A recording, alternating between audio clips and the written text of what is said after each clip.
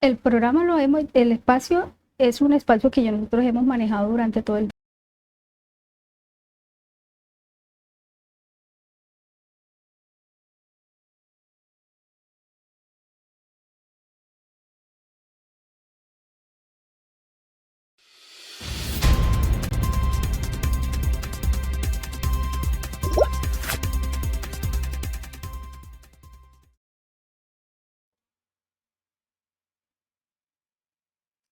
Hola, ¿qué tal? Un saludo para todos ustedes, nuestros amigos y seguidores de esta plataforma digital Zoom.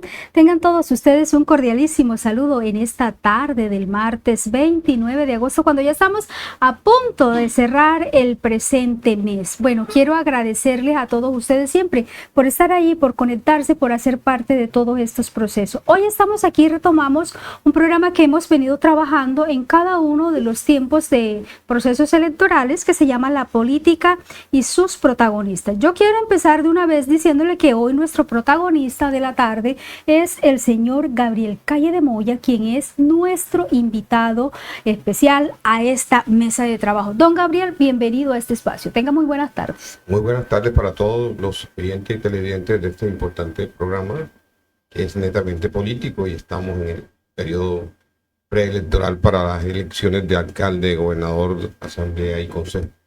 Así es, estamos en elecciones regionales 2024, sabemos que este periodo va hasta el 2027 y aquí estamos, vamos a dialogar varios puntos con el candidato Gabriel Calle de Moya, candidato al Partido Liberal. Bueno, vamos a ir hablando, muchos de ustedes ya conocen, posteriormente vamos a estar posteando el vídeo con muchos datos del señor Gabriel, pero yo quisiera empezar de una vez haciendo el contexto. Usted del Partido Liberal, pero estuvo a punto de que no le daban el aval. Sí, yo con la reforma que se hubo en el periodo pasado, de que los que quedaban de segundo era potestativo del segundo si aceptaba o no ser concejal. Y aceptamos esto y realmente, pues, si quería cambiar de partido, debía haber renunciado al partido un año antes de las elecciones, lo cual no hice. Renuncié escasamente hace 2 meses, en el mes de junio exactamente. Por lo tanto, no podía ser únicamente por el Partido Liberal, y siempre hubo un obstáculo para que el partido, pues, me entregara el aval, porque el aval llenamos totalmente los requisitos y estaba hecho, pero de parte del senador Fabio Min, pues, se le había imposibilitado entregarme el aval. Parece que hay divorcio entre la familia Calle, que de alguna manera dio un portazo de éxito a este proceso, pero de eso vamos a hablar más adelante, porque vamos a ver si aquí hubo o no hubo divorcio en este tema. Bueno, al final usted tuvo su aval y abrió las puertas ya para esta candidatura.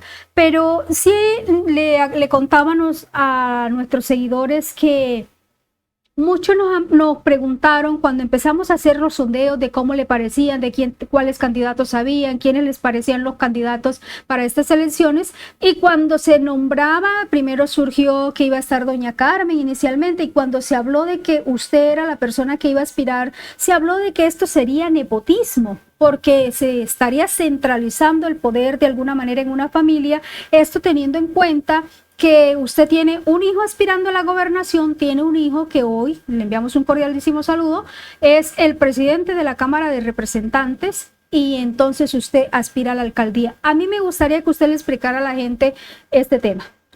Bueno, muchas gracias por esta pregunta. Yo te comento que una de las cosas por la cual se dificultó la inscripción mía es porque en ningún momento pensé que íbamos a tener la necesidad de aspirar. Intentamos dentro del mismo grupo político el camino correcto. Habían dos jóvenes, un hombre y una mujer, para que de pronto entre todo el equipo se escogiera el que se viera que podíamos tener un éxito en estas elecciones del 29 de octubre del presente año, cosa que no se dio, sino que se dividió más el grupo, y la comunidad en general comenzaba por donde quiera que yo en ese momento, en la recolección de firmas de Gabriel, en su intento por aspirar a la gobernación. Todo el mundo me decía, pero que necesitamos que sea usted, y no eran todos los gremios, los sectores, los ganaderos, los agricultores, los campesinos, los mototaxistas, los los comerciantes, que veían en mí una persona que gobernó con responsabilidad, con amor al municipio y que logramos sanear a Montelíbano en esas crisis que la encontramos, de la cual yo me siento orgulloso. Yo digo que la mejor obra que yo hice fue haber tratado con mucha responsabilidad ese proceso de ley 550. Todos sabemos que el único municipio en Colombia que en vez de subir la deuda que da inicio a un proceso de estos, lo bajamos en más de un 50% porque realmente la situación de nuestro municipio era incómoda. Se pagaban más de 3.000 millones mensuales en solo costas de los procesos, llámese intereses y los costos de los abogados, que no lo producía el municipio de Montelíbano. Por eso veíamos que las regalías, sin que se pegara un ladrillo, la deuda se las iba alcanzando. Habían 111.000 retenidos y la deuda estaba por 110.000 millones de pesos, todos con sentencia en firme. Y de pronto esta forma de gobernar caló en la comunidad de Montelíbano, porque ya un gobierno antes había utilizado también la ley de quiebra, pero mediante ley 617, y se gastaron todo el presupuesto de Montelíbano y en vez de bajar la deuda se aumentó. Y por eso creo que tenemos esa confianza y ese sentir de la comunidad que querían que Gabriel Calle, en estos momentos que vemos un cambio de gobierno, donde nuestro equipo político, el Camino Correcto, en cabeza de Andrés, fue el único congresista que se atrevió a respaldar a Gustavo Petro, algo que parecía imposible, e incluso nos llegaron a decir que si estábamos locos, que Petro jamás sería presidente de Colombia, y lo logramos. Y de pronto la gente, por ver esto, dicen que habría mucho más esperanzas de progreso en Montelíbano con un amigo del presidente de la República, porque el presidente sabe todo lo que se expuso de parte de este movimiento. Yo estoy totalmente seguro que hoy, si Petro no hubiese sido presidente, Montelíbano hubiese perdido esa credencial, porque lo del Partido Liberal en su momento no tenía candidato y se dividió bastante. Hubo una disidencia liberal que considero que era como el 80% por lo menos, en el cual nosotros hicimos parte y decidimos votar por Gustavo Petro. Esa disidencia nació en Montelíbano cuando Petro visitó a Córdoba por primera vez en su candidatura, donde obtuvo la presidencia, y aquí se le entregaron las banderas de la disidencia liberal. Y eso cogió a nivel nacional, no solamente del departamento, sino que todos los liberales se veía en Petro que tenía ideas muy liberales, hasta tal punto que uno de los eslogans era Petro liberal. Petro es liberal. Y entonces ahí nace todo ese problema. Okay. Y la confianza de la comunidad. Entonces seríamos nosotros de pronto insensatos si no oíamos a la comunidad y de pronto se le prestaba la debida atención. Y por eso en un momento vimos que no podríamos dejarle en Montelíbano a una persona totalmente contraria al gobierno de Petro. Entonces, la gente ve en mí que soy la persona que puedo ganarme las elecciones y no puedo ser inferior a que el pueblo necesite un desarrollo, y si en Gabriel Calle está la confianza, pues acepté ese reto. Ok. En este caso, aunque no me respondió puntualmente el tema, pero a ver si yo le redondeo la idea. De alguna manera no contó porque dice que 2 jóvenes para este cargo podían ser candidatos. A última hora fue la comunidad entonces la que le pidió que fuera usted, o de alguna manera no apoyaban entonces al grupo político al que usted ha venido representando. La comunidad, y además de eso las encuestas. En toda encuesta que se hacía, el nombre de Gabriel Calle, sin que yo estuviese aspirando, sin haberle dicho a nadie en Gabriel Calle quiere aspirar, triplicábamos a quien nos seguía. De pronto, que era el candidato, que podemos decir, de la administración, César Emilio, y igual iba un empate técnico con José David Nader. Los 2 candidatos nuestros iban por debajo de ellos, y por eso la gente decía, no, es que no podemos improvisar y queremos que sea usted. Y tomamos el reto, y considero que en buena hora también lo de Gabriel, que empezó con una recolección de firmas, fue cogiendo fuerza, y mal haríamos nosotros también en vetarlo. Yo lo que me limito es a no pedir que la gente vote a conciencia. No quiero tocar y hacer énfasis en esto porque nos puede traer problemas legales, porque hoy nuestra constitución y la política en general consideran la doble militancia como algo que no se debe hacer. Entonces, mal haría yo en invitar. Te estoy comentando esto como un simple comentario por tu pregunta, pero en ningún momento quiero que se interprete que estamos pidiendo el voto para gobernación por X o Y candidato, sino aclarándote que fue circunstancial, prácticamente que necesario, indispensable, porque lo que queremos en Colombia es la paz total. Nosotros por primera vez tenemos un presidente cordobés. Mal haríamos en que se frenara el desarrollo en Montelíbano por tener una persona totalmente contraria a sus ideales políticos. También decía usted, y recuerdo, aparte de la pregunta o de la respuesta que me daba a esta misma pregunta, y usted hablaba de que de alguna manera han venido usted visionando un trabajo regional y hablaba también de la importancia de no solamente tener alcalde, sino también tener un representante, también tener presidente, porque esto de alguna manera ayudaría a jalonar mejores proyectos para la municipalidad. Era en parte lo que hablaba usted ese día. Efectivamente, podríamos decir que con el presidente, porque bueno, para nadie es un secreto que fueron ustedes los que se dieron la pela, al menos a nivel del departamento con Gustavo Petro. ¿Cree usted entonces que tendríamos mucho respaldo para los diferentes proyectos que se necesitan? No es solamente que se podrían hacer, sino que se necesitan en la región, en el municipio. Sí, correcto. Yo desde el 2001, cuando fui diputado del departamento, la tuve muy clara. Yo veía la situación de mi región, no siquiera de Montelíbano, la región más rica de Colombia en minería, pero a la vez la más atrasada. Y hacíamos el análisis, ¿cómo es posible que se creó la CBS casi que cuando inició la explotación de Cerro Matoso en lo del ferroníquel? Y no solamente para Matoso, sino para que la CBS recibiera gran parte de las regalías que se producían en el departamento. Lógicamente todas ellas se producen en la región del San Jorge. Y ver que ni siquiera un alcantarillado tenemos con tanta plata que ha recibido la CBS y el departamento, que desde que inició este sistema de regalías, ellos, entre los dos, entre el departamento y la CBS, recibían por encima del 60% del total de las regalías. Y aquí sigue siendo nuestra red de alcantarillado, la Quebrada Mochejagua y el Caño Burgos. Y qué decir de la laguna de oxidación que viene siendo el río San Jorge, y que la CBS cada año nos pone sanciones millonarias y ni siquiera esa plata de la sanción se invierte en Montelíbano. Entonces se hacía necesario tener congresistas que defendieran no solamente a Montelíbano, sino a la región del San Jorge, donde lo que hemos sufrido es de la violencia, porque en las regiones ricas como la nuestra es donde se inquistan los grupos que están al margen de la ley.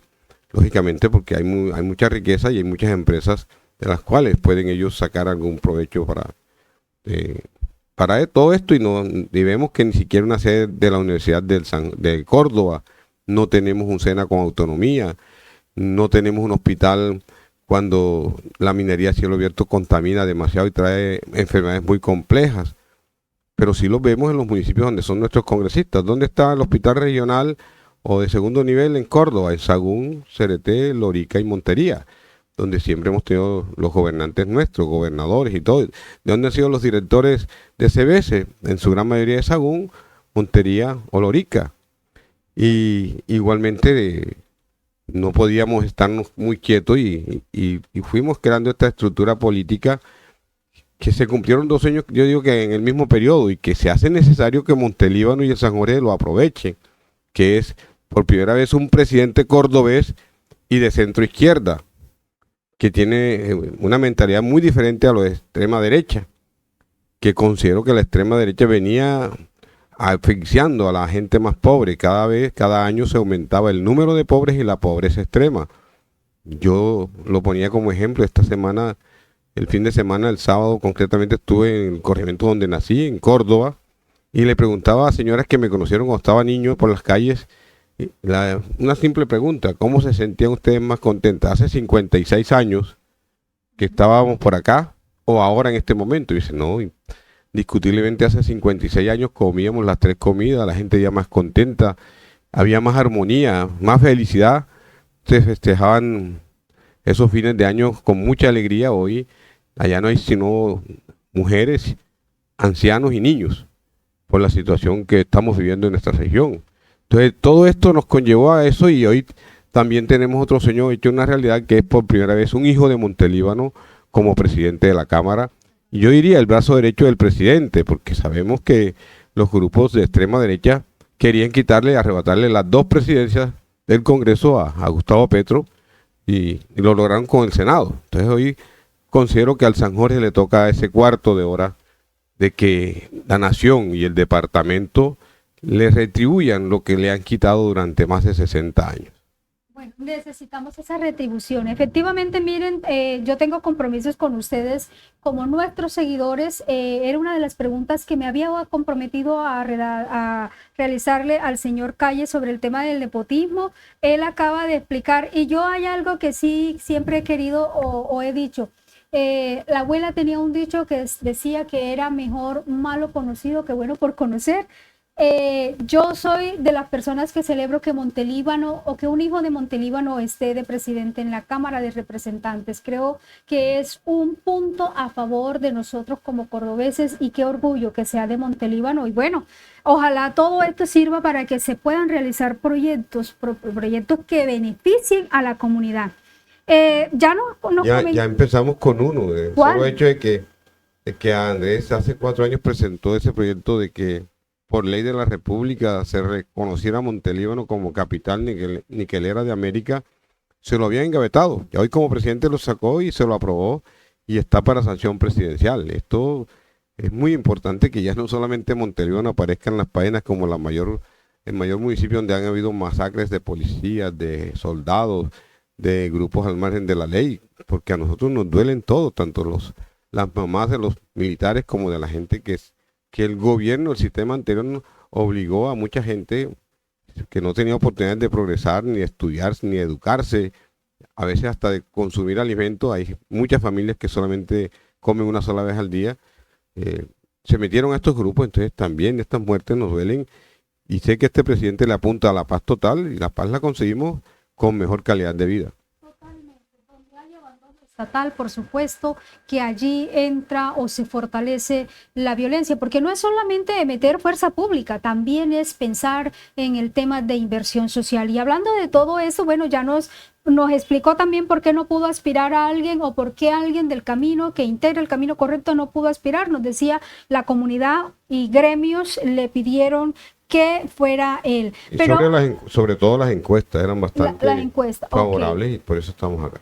Bueno, les quiero dar datos que Gabriel Calle de Moya fue concejal de Montelíbano entre el periodo 1995-97, 98-2000 y 2020-2023 también, y también fue diputado del departamento de Córdoba y alcalde en el periodo 12-15. Una cosa que hay que puntualizar, y es que el alcalde que le cambió la cara a Montelíbano y que trabajó por una transformación fue Gabriel Calle de Moya. Yo creo que todos recordamos el antes y el después. Después de Gabriel Calle, las obras ahí han estado más o menos como a pedir de boca, pero muy lentas. Y hay una cosa, y yo se la quiero decir inmediatamente porque después se me vaya a escapar, y es que yo siempre me he preguntado y rechazo rotundamente este tema de que por qué siempre tienen o no pueden trabajar sobre lo construido, sobre lo que ya está, sino que todo alcalde que viene abandona la obra que el otro hizo e inventa otra obra, y vemos una cantidad de obras abandonadas en el municipio. Yo espero que con usted, si es el alcalde elegido de Montelíbano, no vayamos a repetir esa historia. No, y es que ya hay el ejemplo. Yo recibí elefantes blancos y que los terminamos. Te pongo un ejemplo del Mercado del Sur, una obra que estaba garantizada terminarla 100% porque era con un préstamo del Banco de Colombia, donde el mismo banco debió haberle hecho seguimiento a la obra, y así debe ser el desembolso. Desembolsaron el 100% y la obra no quedó ni en un 30%, y lo poco que hicieron se estaba deteriorando porque ahí no era sino un sitio de consumo de drogas y de otras cosas que no deberíamos tocar por aquí, pero había de todo ahí, y eso lo fueron robando los cables que dejaron y totalmente destruidos. Y nosotros tomamos la decisión de terminar esa obra, que le cambió bastante la imagen a Montelíbano, y logramos también quitar un parquecito que nunca había funcionado como parque, sino eran unas ventas de carne, de verdura, donde no había sino cucarachas y ratones, en el Parque Villahermosa, inmediatamente lo trasladamos, pero inmediatamente ya tenemos el proyecto para construir ese parque que hoy Villahermosa tiene otra cara diferente en ese sector de los semáforos. Y así acabamos con muchos elefantes blancos en el municipio de Montelíbano. Continuando eso nos da garantía de que Gabriel Calle no va a detenerse, que porque lo que pasó y que de pronto creo que tenías en tu cuestionario con algunas de las preguntas, muchas obras que dejó Francisco Alián, no fue Gabriel Calle, repito, en su periodo, porque el sistema anterior y que me tocó a mí inaugurar, que era el sistema de OCAD, de hacer, las obras eran difíciles, tenían que pasar por una OCAD y aprobadas por el DNP, un delegado de planeación departamental y el alcalde, era bastante complejo. Francisco Alián, con tal de que de pronto no se llegara a manejar con odio en esas mismas procesos, el alcalde podría decidir quién ejecutaba la obra y decidió que fuese el departamento quien hiciera esas obras y trasladaron lógicamente estos recursos de regalías para que el departamento ejecutara con responsabilidad. El gobernador en su equipo de trabajo de contratación ha sido demasiado lento y la gran mayoría las volvieron a regresar al municipio, pero se ha perdido la información si el alcalde, ¿por qué no ejecutó eso? Regresaron en su gran mayoría, por lo menos la última que ya estuvo contratada desde el año 2020 en diciembre. No entiendo que ya el contratista había pagado incluso impuestos al departamento. Esta obra se comenta que el año pasado, en su amistad ahora del gobernador con el actual alcalde de Montelíbano, de común acuerdo y con el consentimiento del contratista, liquidaron esta obra y la regresaron al municipio de Montelíbano para convertirla en pavimentos, que no sabemos, hasta el momento no se sabe cuáles fueron los pavimentos. Se dice que en Villa Clemes, pero en Villa Clemes sigue pavimentada únicamente la que hizo Francisco Alián, que fue la principal. Y se aparecieron esas platas y 3 obras más que tenían los recursos del departamento, que sé que los regresaron al municipio. Sería el alcalde quien debería dar esa explicación en qué se invirtieron cuando ya estos proyectos habían sido aprobados mediante una OCAD. Bueno, también tendría que responder el gobernador, porque es que Montelíbano le colocó más de 19,000 votos al gobernador, y aquí las obras de gobernación de alguna manera no han sido las mejores. Y ya eso lo hemos dicho aquí, y bueno, esperamos que el gobernador por acá de pronto cuando nos visite le podamos dar un tinto, pero también formularle este tipo de preguntas, y al alcalde, por supuesto. Cuando usted... Sobre todo la educación, es que usted tiene un problema de hacinamiento en educación. El Instituto San Jorge merecía esa obra, una obra que podía mejorar las instalaciones que hoy están en una forma bastante deteriorada. Sí, señor. Entonces, eso es imperdonable, que se haya perdido la oportunidad con esos 8.000 millones, incluyendo interventoría, que no se haya invertido en la educación. Pero esos dineros quedaron. Y esos dineros fueron devueltos al municipio. Debieron ser devueltos al municipio, porque eran dineros del municipio, y las que están en ejecución, que solamente creo que se salvaron 3. Una de ellas es el estadio de softball. Otra creo que fue un reparqueo y unos parques, incluyendo también el parque del barrio La Paz. Fueron varios parques, entre ellos La Paz, Pablo VI, creo que La Pesquera, y canales sobre la quebrada Mochejagua, que no se ha terminado. La gran mayoría dice que, según los contratistas, que se viene frenando porque lógicamente la alcaldía tenía que dar un visto bueno para que hubiesen los desembolsos de parte del gobernador, y en ese proceso se han ido frenando todas estas obras, y lógicamente la excusa que dan es que si esas obras se hacían, los grandes beneficiados, porque se llevarían de pronto esa imagen de que fueron los Calles los que la hicieron, sí, eran la familia Calles. Lo que están perjudicando es al deporte, a la educación de todos los montelibaneses. Sí. Eso en mi administración jamás pasaría. Yo hoy públicamente en el foro felicité al alcalde porque me parecieron muy buenas las instalaciones de la Casa de la Mujer. La Casa de la Mujer lo que está bueno hay que decirlo. Y al pan y al vino vino. Totalmente. Además de eso, ustedes son familia. Entonces, bueno, esta respuesta que daba aquí el candidato Gabriel Calle de Moya es en relación a los dineros que fueron entregados en el gobierno de Francisco Alián, que también hizo o hace parte del camino correcto de esta casa política.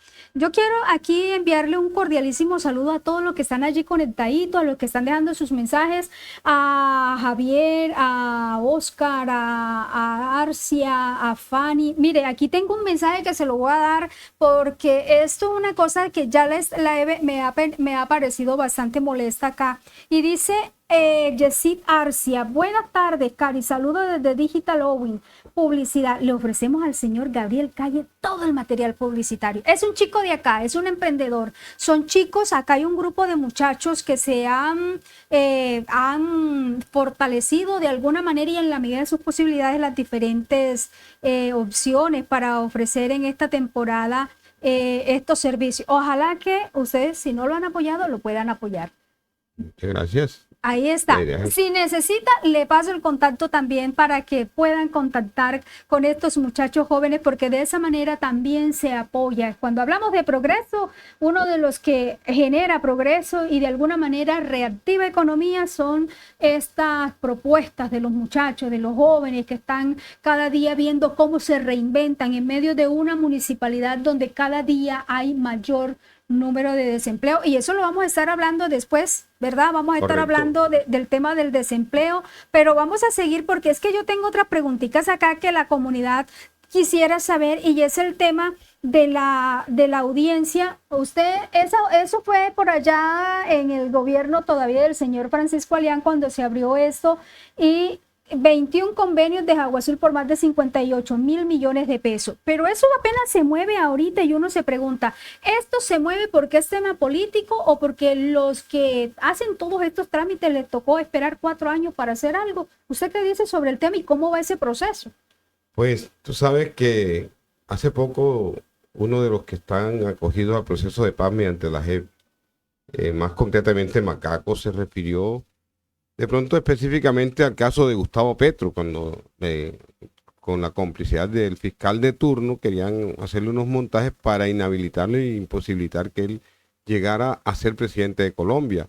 Pero también ahí lo dijo que no solamente con Gustavo Petro, sino con muchos candidatos a gobernaciones y alcaldía, los gobiernos de extrema derecha decidían mucho en las elecciones de estos municipios que les interesaba. Si tú miras que una imputación de cargos, no hay la necesidad de capturar en horas de la noche con fiscales de Bogotá, con CTI de Bogotá, de Caula de Bogotá, como venían a hacerlo, que era un montaje tremendo para acabar de pronto con la imagen de Francisco Alián, que era el alcalde de turno, y de Gabriel Calle, exalcalde, por haber utilizado la modalidad de hacer convenios, que lo vienen usando todos los alcaldes y gobernadores, e incluso el anterior presidente Duque, estando en ley de garantía, decidió romperlo de ley de garantía y se gastó más de 7 billones de pesos con convenios. Este alcalde, que es el denunciante principal, lleva más de 21 convenios de obra pública, entre ellos la interventoría del parque que está en Villa Clemes, la interventoría de la calle del Comercio, que hoy vemos los problemas que ha traído con los comerciantes esta obra, que costó más de 3.000 millones de pesos y lo que ha hecho es inundar a los comerciantes.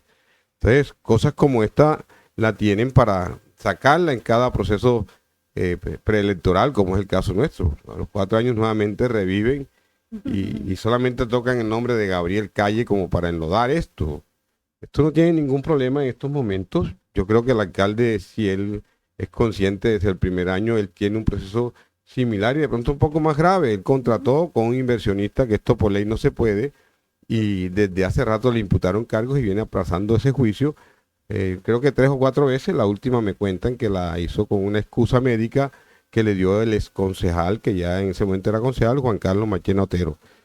No hemos tenido información, entonces lo digo ahora porque tú me preguntas, pero esto lo sé yo y yo no puedo tratar de sacarle provecho o alegrarme de que este alcalde le esté sucediendo esto. Entonces, esto es suciedad política. Pero te digo, la fiscalía en ningún momento probó ni siquiera un sobrecosto, mucho menos que se haya dejado alguna obra inconclusa. Y en su momento lo hicimos porque yo recibí un municipio enredado y arranqué a desenredar la cosa y estrenando reformas de que todo proyecto tenía que pasar por una OCAT, que no era fácil en su momento. tú sabes todo lo que pasó con la Universidad del Sinú, que trajeron unas personas para asesorar a los alcaldes, pero él querían manejar todas las platas ellos. Entonces, no era fácil, arrancamos 2 años, Montelíbano tenía 5 años con lo que yo llevaba de regalías retenidas, nos recibieron con un paro armado, no había cómo darle a la policía ni siquiera para tanquear las motos, y había que acelerar el proceso de contratación. Una de las formas más rápidas es o sea, los convenios, porque se evita una licitación que a veces se cae y demora hasta 4 y 5 meses para uno iniciar un proceso de esto, y además, tú sabes que la selección se hace con las empresas que tengan más experiencia, más músculo financiero, más antigüedad, y por lo general son empresas que son del interior del país, donde uno no conoce y después la gente no entiende por qué están trabajando personas que no son ni siquiera del departamento. Entonces, era un mecanismo, lógicamente, que se manejara con responsabilidad como lo hicimos en mi administración. Aquí no quedó una sola obra inconclusa. Te pongo ejemplo, le hicieron un avalúo a la terminal y a la misma avenida con energía solar, que fue la primera que se hizo en la costa Caribe. Y se dieron con las luces, por lo menos la terminal, incluyendo 3,5 hectáreas que se compraron, donde quedó para el megacomando 2 hectáreas, la terminal 1 hectárea y un lote que yo había dejado en su momento para que se construyeran ahí no menos de 6 torres de 10 pisos con 4 apartamentos por piso para los empleados de que ganaran entre 1 y 2 salarios mínimos subsidiados por el Fondo Nacional del Ahorro, el departamento y el municipio, que hoy por parte de Francisco Elian cambió todo y se dio parte para un hogar de adulto mayor y para la sede de la Asociación de Pastores. Todo esto le costó, incluyendo la obra de la terminal, no más de 11.500 millones de pesos, y la mera terminal la evaluaron en más de 25.000 millones de pesos. Se podría decir que fue éxito. Exitoso. Total. La maquinaria amarilla De eso costó hablamos menos después. de 5.000 millones de pesos, y la sola obra que aperturamos 68 kilómetros de vía rural, el arreglo de las calles de Villa Cleme y la vía que va hacia Santa Rosita, costó menos de 6.000 millones que costó la maquinaria. Le propongo que hablemos de este y te tema. digo, y CRT presentó un proyecto por arreglo de 11 kilómetros y era el doble de lo que costó la maquinaria montada. Pero ya no es la maquinaria amarilla, ¿no? Sí, no, ya es la maquinaria que está llena de monte. Bueno, vamos a seguir hablando. ¿Cuál es el propósito de esta entrevista? Sabemos que en Montelíbano están 11 candidatos, todos legalmente amparados por la Constitución, aceptados por el Consejo Nacional Electoral. La democracia consiste en eso, en un abanico de posibilidades. Hoy estamos aquí con el candidato Gabriel Calle de Moya y estamos hablando de preguntas, temas que ustedes mismos nos han hecho llegar, nos han comentado, nos han preguntado, nos han sugerido, oye, pregúntale, porque es que a mí sí me parece que sería bueno que él aclarara eso. Bueno, entonces ya estamos aclarando el tema del nepotismo, tenemos el tema de por qué no aspiró un candidato de su grupo político, el tema de la audiencia por corrupción de los 58 millones, o el presunto tema de corrupción de Agua Azul. Vamos por el malecón y ya eso de alguna manera también lo habíamos visto de alguna forma, teníamos parcialmente la respuesta que era con los dineros de la gobernación, pero dígame, si estos mismos dineros que se entregaron a la gobernación era lo mismo del malecón que usted prometió y que después prometió Alian y que por supuesto lo prometió nuestro actual alcalde, pero tampoco se ha dado. No, lo que se dio, e incluso en la administración de Alian, yo pues tuve la idea de con Agua Azul estuvimos tratando de armar un proyecto para esto. Uh-huh. Afortunadamente no se dio porque de pronto hubiese sido uno más de los convenios. Okay. Tuvo una maqueta hecha, la doctora Amparo Osorio, que también nos extrañó mucho que nunca haya sido citada cuando ella fue la verdadera fundadora de Agua Azul. Tuvo los 4 años míos y 3 o 4 meses de Francisco Alian y nunca fue llamada al proceso. Ahí indica que hubieron manejos maquiavélicos sobre todo esto. Pero ella desempeñó su labor. Pero Francisco Elian sí contrató estudios y diseños, y eso existen, y lógicamente este alcalde que entró, todavía no sé, hay emisoras que deben tener grabado eso, entre ellos La Piragua, donde él dijo, Gabriel Calle y Francisco Elian no hacían sino hablar malecón, yo sí lo voy a terminar antes de que termine el año, pero no sé. Todavía le quedan Hasta el unos momento días. no lo inició, pero en ningún momento dieron recursos para esta obra. Sí, creo que Francisco Elián pagó los estudios y diseños y esta obra ya cuenta con estos estudios. Es decir, que en una eventual elección de Gabriel Calle de Moya, y mire que lo estamos haciendo hoy, va a quedar ahí grabado, usted retomaría esos estudios que ya están hechos, por supuesto habría que hacer algunas actualizaciones, y se ejecutaría esa obra tan importante y necesaria para Montelíbano, porque de alguna manera le hemos venido dando la espalda al río y necesitamos trabajar de frente y conservar esta maravillosa, importante obra o fuente hídrica que tenemos. Es una de las obras que me impulsó a aceptar este reto de aspirar nuevamente a la alcaldía, porque es una obra que yo diría que hay que complementarla con dos obras más y que son bastante costosas y imposible hacerlo con el presupuesto de un municipio de esta categoría como el de Montelíbano. Hay que tener el apoyo incondicional del gobierno nacional y del departamento. ¿Por qué? Porque es que esta obra no se puede hacer si no terminamos el plan maestro de alcantarillado, del cual dejamos ya los estudios y diseños del plan maestro de alcantarillado, como dejamos los estudios del plan maestro de agua, y en mi administración conseguimos con el vicepresidente del momento, en ese momento era ministro de Vivienda, Vargas Lleras, el plan maestro de agua. Por eso hoy Montelíbano tiene, creo que por encima del 90% de cobertura de redes en agua. Se hace necesario que terminemos este plan maestro de alcantarillado, porque mal haríamos en tener un hermoso malecón contaminando al río, que siga siendo nuestra laguna de oxidación.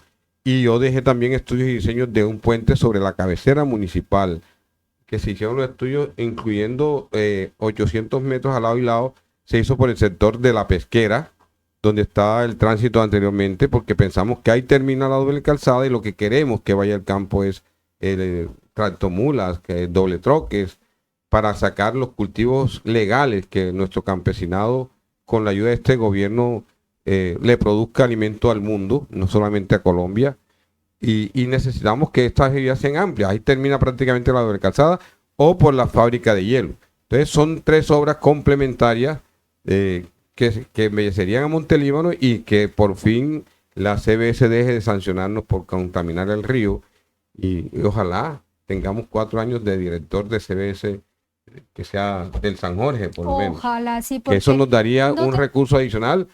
La CBS ha recibido siempre, creo que si no es el 27, el 33% de las regalías, mientras Montelíbano no recibe ni un 10%. Y tampoco tenemos obra, y lo decía usted y lo hemos dicho aquí muchísimas veces, no conocemos obras de la CBS con todo lo que sostenemos. El San Jorge sostiene casi el SINU, pero es de eso hablamos en otro momento. Otra de las cosas, y ya vamos a ir como más rápido. Dice, nos habían comentado en algún momento, no, lo que pasa es que los calles también se comprometieron con el megacomando y luego no pasó nada. Te comento sobre el megacomando. Cuando entré a la alcaldía estaba un general Guzmán, que de él dependían los distritos de Antioquia, Chocó y Córdoba. Él venía muy preocupado y pidiéndole a Cerro Matoso que les regalara un lote, que ellos tenían los recursos para la construcción de un megacomando, y Matoso se los venía prometiendo, pero jamás se los había dado. Yo dije, bueno, yo encuentro un municipio que está totalmente embargado, no nos sueltan regalías, estamos sancionados, y si se da eso, logramos y compramos el terreno. Pero cuando se dio eso, ya General Guzmán había pedido se había retirado la policía, había otro. Empezamos y hicimos los diseños y los estudios del megacomando, porque él decía que Montelíbano era un distrito especial donde han habido muchas masacres y necesitábamos un comando que ojalá tuviese helipuerto para trasladar ese puesto de policía que a veces estaba en Juan José y tierra adentro, donde había muchos bosques y habían hecho emboscadas en la salida, en los cambios de turno. Pero cuando se dio eso, pues fue difícil. Logramos conseguir unos recursos que los aporta el departamento, pero en un gran porcentaje el Ministerio de Defensa. Eso se consiguió en el periodo de Alián, gracias a la intervención de Andrés como congresista con el ministro del Interior. Estos recursos que superan los 21.000 millones de pesos, no hay un solo peso de Montelíbano.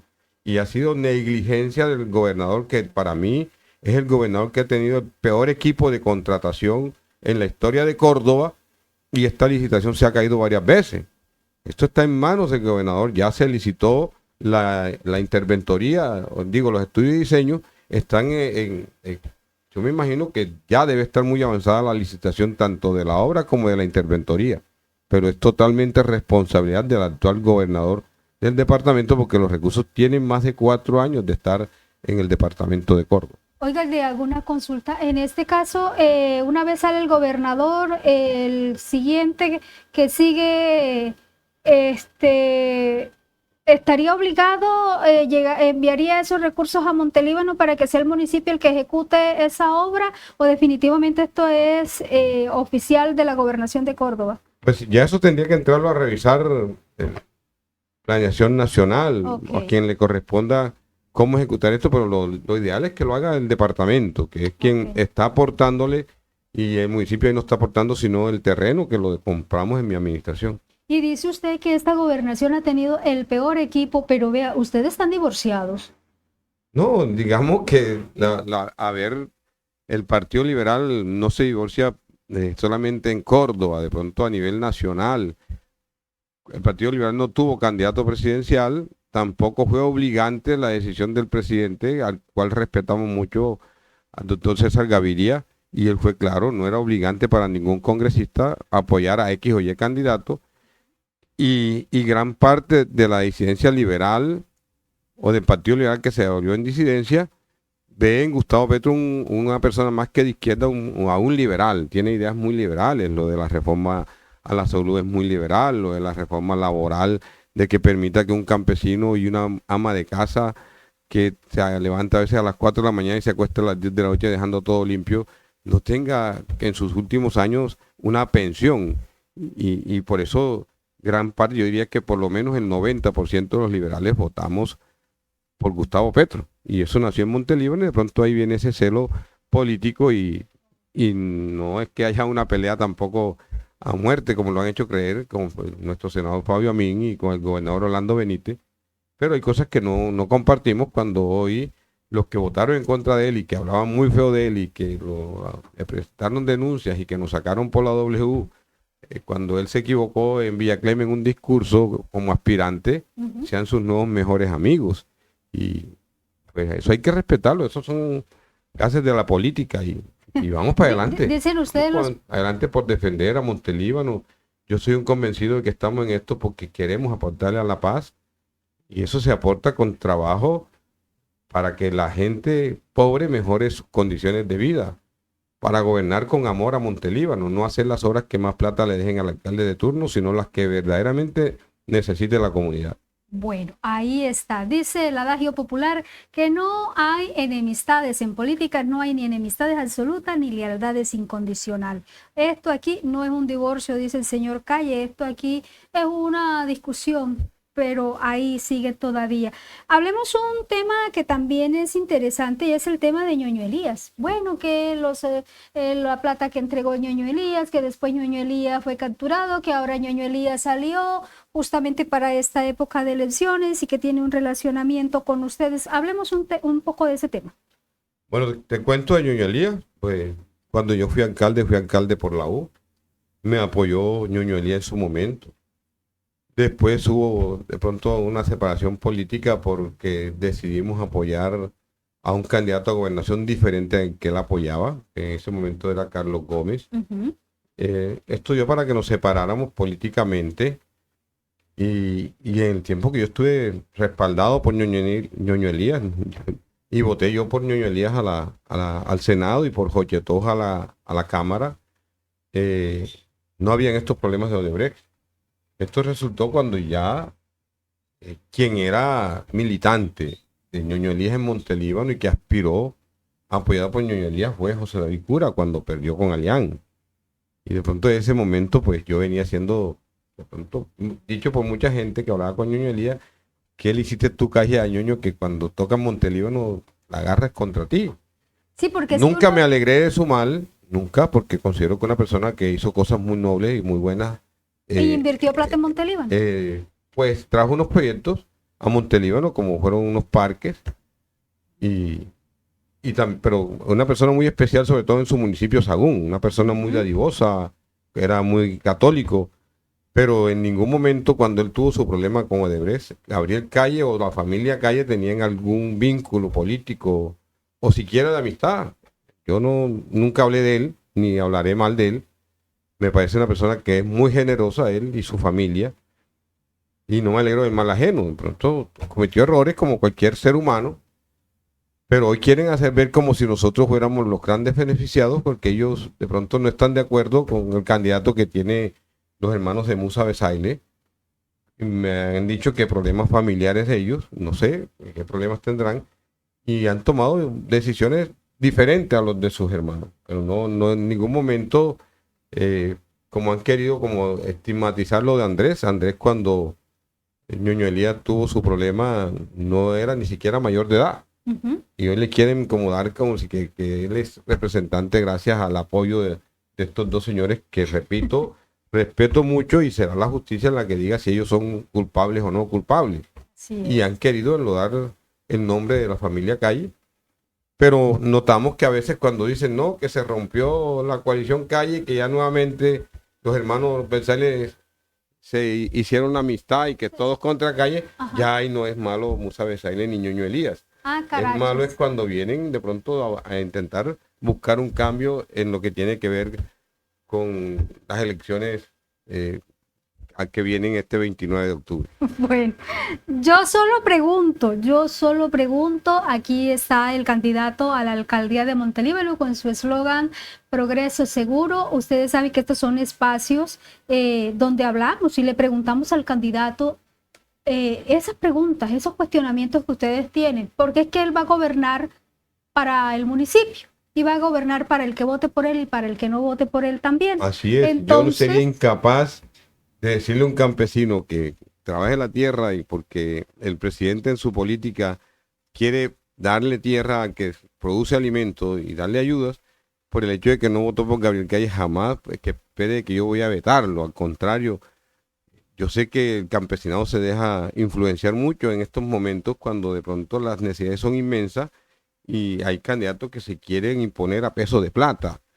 Entonces, la necesidad no debe tener color político y yo sería el primero en exigir es que los que realmente trabajen la tierra, así hayan votado por quien quieran, deben tener esa gran oportunidad de mejorar la calidad de vida de su familia y de servir los beneficios que está en mora el gobierno nacional de darle a los campesinos de esta tierra que tanto le ha aportado a la economía del país.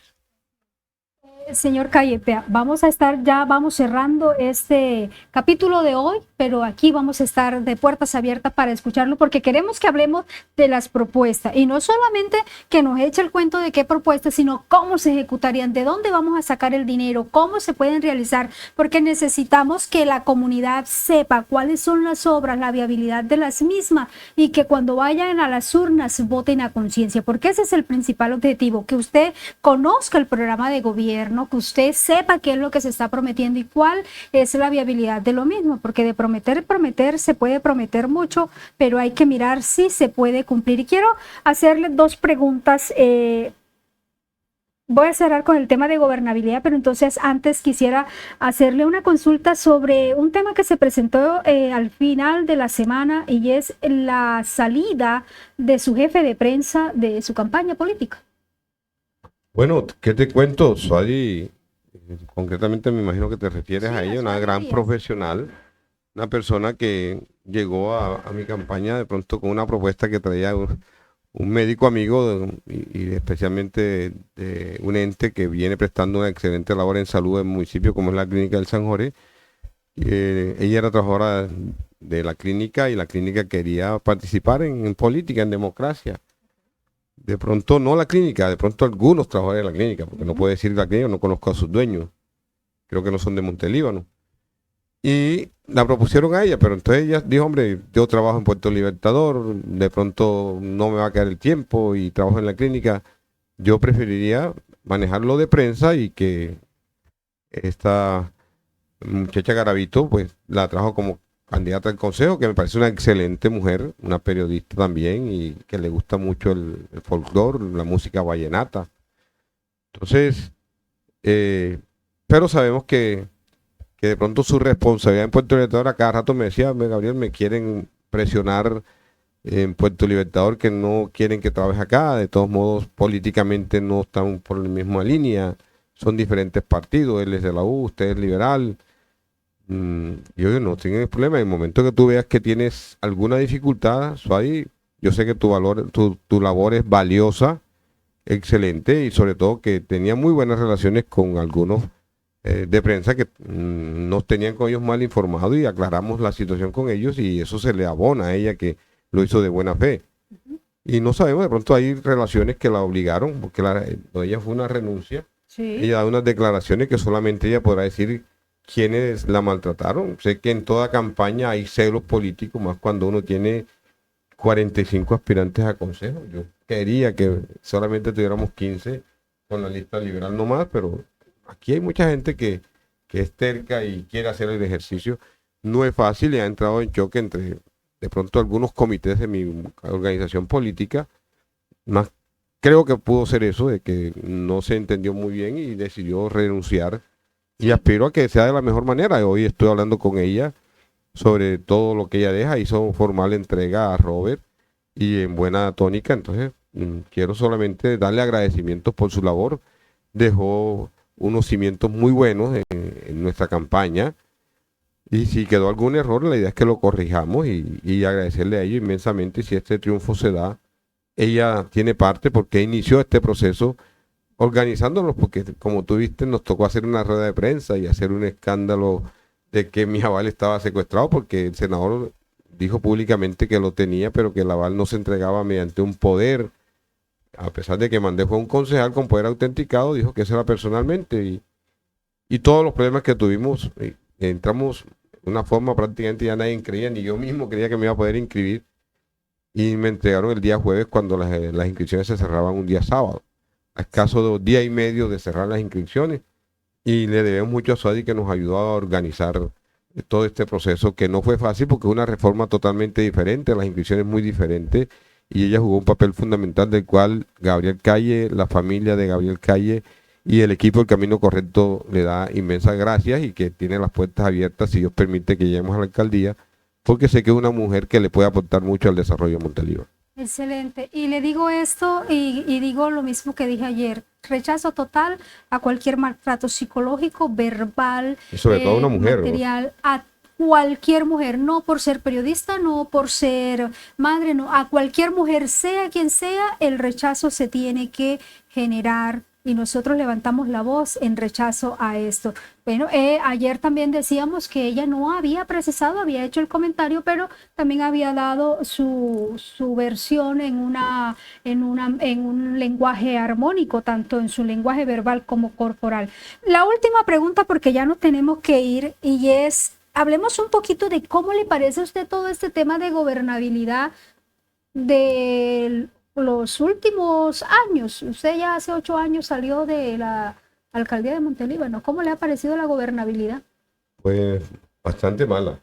De verdad que en la educación no se vio absolutamente ningún progreso, al contrario, nos tocó ver con pesar cómo el alcalde presentó un proyecto quitándole 1 hectárea de terreno al colegio CESUM, donde el colegio que mi administración se le cedieron 4 hectáreas y un poco más porque ahí nos tocó encerrar el tanque de acueducto que está ahí, porque era donde se iba a consumir vicios y se montaban por las escaleras y podía haber accidentes, no lo quisiera Dios.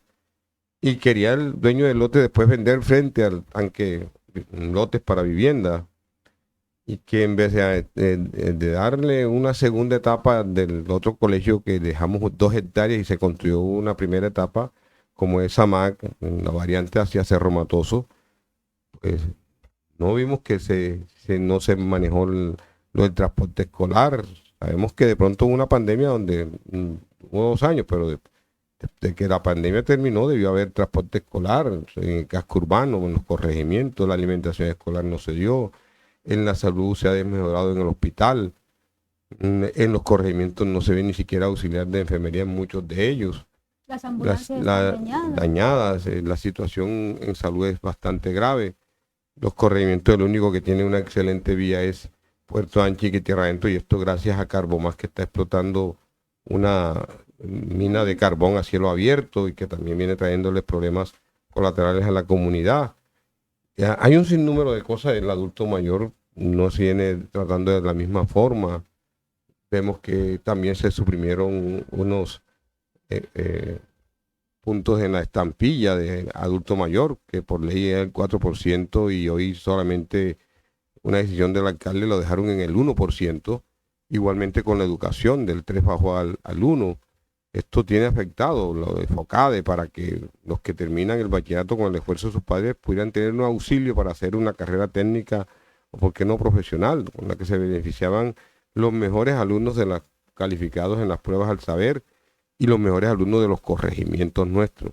Entonces todo esto veo desfavorable y Eso estamos sumidos en basura. estamos y sí, un pésimo servicio. Es preocupante ver la situación. El alcalde pidió facultades que nunca decía hasta dónde llevan el alcance de las facultades para vender las acciones de Rehacer. Ya vemos que Rehacer ya le incorporaron el derecho para que venga el cobro en el recibo de energía. Ya se está aumentando la tasa o el valor de la recolección de basura exageradamente. Y lo que se cree es que pueden dejar concesionado este servicio porque dicho por el mismo que está hoy al frente de la dirección de Rehacer, que de ahí no lo mueve nadie porque ya eso es privado y es de gente muy amiga de él. Pero Estos son especulaciones, no nos costa nada, sino que quiero hacer una salvedad de que si esto pasa, pues no digan que no se dijo y que se es decir, que se estaría privatizando. Se autorizó al alcalde para vender las acciones que tiene el municipio en Rehacer. Por parte de la coalición mayoritaria, hubieron varios concejales que nunca apoyamos esto y es preocupante porque vemos venir estas cosas que no son, ojalá yo esté equivocado y esto no vaya a pasar, Ojalá sí. Pero sí sería muy grave que se venga un cobro exagerado en el recibo de basura cuando la situación en nuestro municipio está bastante grave en los estratos bajos y que le aumentemos un servicio que cuando yo entré me tocó depurar porque encontramos un servicio que se le cobraba hasta los corregimientos cuando le incorporaron el recibo de energía, cuando nunca se le había prestado eso, y más de 4.000 viviendas fantasmas que no existían porque el municipio subsidiaba con el sistema anterior de regalía estos estratos bajos. Entonces, todo eso tocó acabarlo y por eso nos ganamos esa confianza de la comunidad de Montelíbano que hoy nos tiene, no solamente la comunidad de Montelíbano, sino que lo hizo CMI, que hace una encuesta cada periodo en los municipios de más de 50.000 habitantes y por primera vez Córdoba tuvo 3 municipios dentro de los 10 primeros y Montelíbano fue el primero con el tercer mejor puesto a nivel nacional, el mejor de la costa Caribe. Si Dios permite, vamos es por el primer puesto esta vez porque tenemos esa estructura política de contar con un presidente cordobés, amigo nuestro, y con el hijo como presidente de la Cámara, aportándole mucho al desarrollo de Montelíbano, del San Jorge y del departamento de Córdoba. Y que ustedes están en la total libertad del 29 de octubre salir a sufragar, porque hay una cosa que tenemos que hacer como ciudadanos y es no quedarnos en casa. No podemos sumarnos al abstencionismo. No, eso no es ético en democracia ni en una comunidad que desea y anhela y necesita de manera urgente unos cambios trascendentales. Entonces, ustedes pueden votar por el que ustedes quieran. Aquí le estamos presentando hoy al señor Gabriel Calle con varios temas que teníamos por ahí como que les aclarara a la comunidad y aquí lo vamos a tener hablándonos de su plan de gobierno y de la viabilidad de cada uno de los proyectos, cómo lo van a hacer, cómo lo van a ejecutar, de dónde van a salir los recursos y no que nos vayan de pronto a decir que nos van a hacer semejante proyecto y votemos y después no, es que no se pudo porque no hubo plata. Entonces hay que saber muy bien conocer los programas de gobierno para que de esta manera cada uno de ustedes pueda ejercer su derecho. Andrés Villera, bueno, Andrés ha dejado varios mensajes y quiero agradecerte. No voy a leer todos tus mensajes y también te quiero decir que en Colombia y yo creo que en el mundo toda persona es inocente hasta que se le demuestre lo contrario. Están en un proceso, eso sí no se puede desconocer y esperemos saber cómo avanza este proceso. Agradecerles a todos y a cada uno de ustedes que han estado allí conectaditos, agradecerle al señor Calle el tiempo que estuvo aquí, la disposición para dialogar de estos temas, preguntas que yo creería que sí, a veces son incómodas, pero hay que hacerlas porque muchos en la comunidad la tienen, señor Gabriel, y a veces le da como cosita preguntarle, pero ajá, aquí estamos nosotros los periodistas. No, por el contrario, me alegro porque sí es cierto, mucha gente que pues, a veces me han dicho gente, me dice, yo le tenía rabia a usted porque el concepto que me entienden de usted es totalmente diferente, me lo pusieron como lo peor. Y a mí no me incomoda que me hagan preguntas por brava que sea. Estuve dialogando el día sábado, el día domingo que le festejamos o le ayudamos a que hicieran un festejo los areneros, que recordaran ese tiempo de los canutajes cuando estaba Gabriel Calle en la alcaldía. Y lo hicimos de una forma separada, la pesquera y Mollejagua, aclarándole que Gabriel Calle jamás ha tenido una venta de materiales de río y Sí, que también le se hicieron tocó ver eso. de que yo daba orden de que no le compraran a ellos, donde siempre traté de mitigar esa informalidad, donde se les reconociera a ellos como que eran unos artesanales y los cuales podían comprarle el material legal y no a las haciendas que tenían en orillas del río ese servicio con máquinas. Y hoy vemos que muchos de los que nos criticaban no solamente no les compraban el material ni siquiera en un 20% a los areneros, sino que se oye y se especula que alquilaron la hacienda La Coquera para venderle el material a los contratistas. De eso no me consta, eso lo dirá el dueño de La Coquera, que es quien ha pregonado mucho eso, de que incluso le quedaron debiendo plata a algunas personas allegadas a la administración actual. Bueno, señor Calle, quiero agradecerle. Por supuesto que voy a seguir haciendo preguntas. Ustedes me conocen. Si ustedes tienen alguna pregunta que quieran saber, con muchísimo gusto se la transferimos al señor Calle en otro programa, ya en este no, pero pueden enviar las preguntas. Obviamente preguntas. Aquí hay muchos mensajes de apoyo aquí para el candidato. No vamos a leerlos, pero muchísimas gracias por dejar todos esos mensajes. Este es un espacio que lo hacemos con el mayor gusto y esperamos que podamos seguir dialogando, que podamos seguir construyendo democracia. Y a usted, señor Gabriel, muchísimas gracias. Muchas gracias a ustedes por permitirme dirigir a la comunidad y aclarar todas las inquietudes que tenga mi comunidad y decirle a mi comunidad, el Calle Progreso Seguro, vamos con todo a trabajar por mejorar la calidad de vida de los montelibaneses, especialmente de nuestra zona rural, de los indígenas, de los campesinos, de los sabros, de las mujeres cabezas de familia, de los areneros, de los mototaxistas, y atraer recursos de la nación porque están en deuda con nosotros en vivienda, en escenarios deportivos, en educación superior y lógicamente en mucha salud. Así que amigos y amigas, este 29 de octubre los invito a que votemos por este desarrollo seguro para que vuelvan las obras importantes que requiere Monteliva. Bueno, a todos ustedes muchísimas gracias por estar ahí conectaditos con nosotros y recuerden, tengan una feliz tarde y como siempre les decimos, no hay que apagar la luz de otro para brillar con luz propia.